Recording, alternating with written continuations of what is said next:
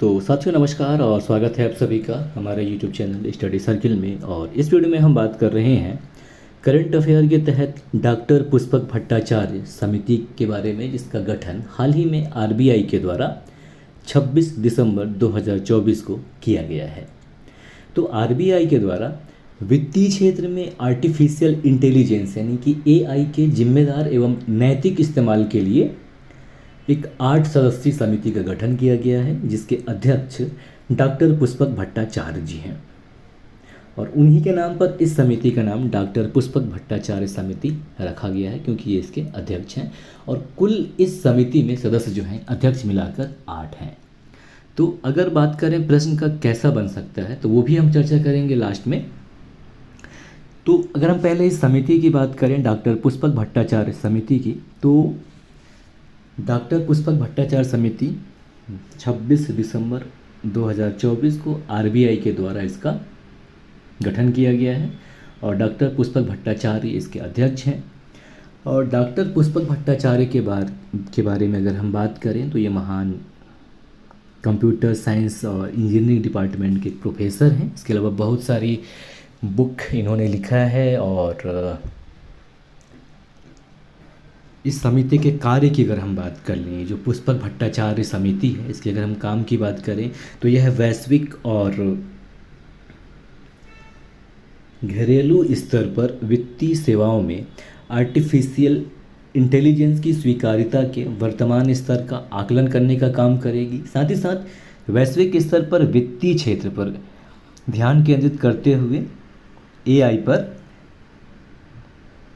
नियामकीय और पर्यवेक्षणी दृष्टिकोण की समीक्षा करने का काम करेगी। इसके अलावा यह बैंकों, गैर बैंकिंग वित्तीय कंपनी जिनमें एनबीएफसी शामिल हैं और वित्तीय प्रौद्योगिकी फर्म के लिए एआई से जुड़े जो जोखिम होंगे उनके मूल्यांकन करने का काम करेगी। साथ ही साथ उनको निपटाने का काम करेगी, उनका निगरानी करेगी और उनके ढांचा और अनुपालन बिंदुओं की सिफारिश करने का काम भी इस समिति के द्वारा किया जाएगा, डॉक्टर पुष्पक भट्टाचार्य समिति के द्वारा।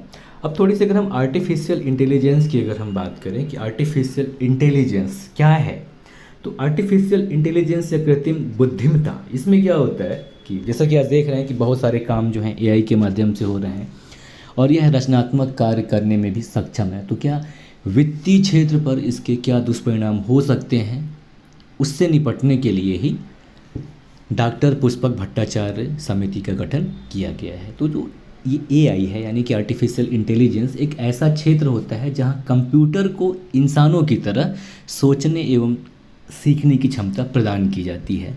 और ये जो कंप्यूटर हैं या मशीनें हैं, ये डेटा का विश्लेषण करती हैं, पैटर्न पहचानती हैं, इसके अलावा निर्णय लेने का काम भी करती हैं और ये रचनात्मक कार्य भी कर सकती हैं। ठीक है, अब चूंकि आरबीआई ने इसे गठन किया है, थोड़ी सी हम आरबीआई के बारे में भी अगर जान लें, तो आरबीआई जो कि भारत का केंद्रीय बैंक है, 1 अप्रैल 1935 को इसका स्थापना किया गया। और इसका जो मुख्य उद्देश्य है आरबीआई का, तो देश की मौद्रिक नीति को नियंत्रित करना, साथ ही साथ मुद्रास्फीति को नियंत्रित करना और वित्तीय स्थिरता को बनाए रखना आरबीआई का मुख्य उद्देश्य है। जबकि आरबीआई के अगर हम कार्यों की बात करें तो यह भारतीय बैंकों की निगरानी का काम करता है। इसके अलावा भारतीय मुद्रा का प्रबंधन करता है। इसके अलावा यह बैंकों के लिए ब्याज दरों का निर्धारण करता है और इस ब्याज दर के निर्धारण की वजह से ही हम देश में महंगाई और आर्थिक वृद्धि पर असर पड़ता है। इसके अलावा यह विदेशी मुद्रा भंडार का प्रबंधन करता है और जो सरकारी जितने प्रतिभूति या बॉन्ड्स होते हैं उनका प्रबंधन करती है। और बैंकिंग प्रणाली में स्थिरता लाने का काम भी रिजर्व बैंक ऑफ इंडिया या भारतीय रिजर्व बैंक का काम है।